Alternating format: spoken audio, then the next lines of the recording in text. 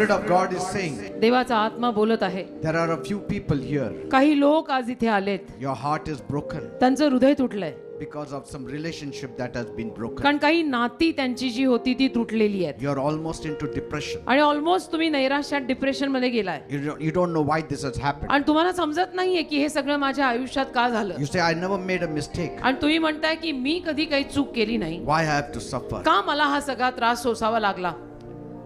God has a destiny for you. देवाने तुझ्यासाठी ठरलेली दिशा बनवली आहे. God is bringing you in His covenant. देव त्याच्या संकल्पात आणि करारात तुला आणतोय. Don't blame God. देवाला दोष देऊ नको. He's got a plan for you. देवाची तुझ्यासाठी योजना आहे. In fact, be happy in fact आनंदी राहा, because कारण this is the way God can put you in His purpose. देव अशा रीतीनं तुला त्याच्या संकल्पात टाकतोय And nobody is lost. आणि कोणी कधी असं हरवत नाही.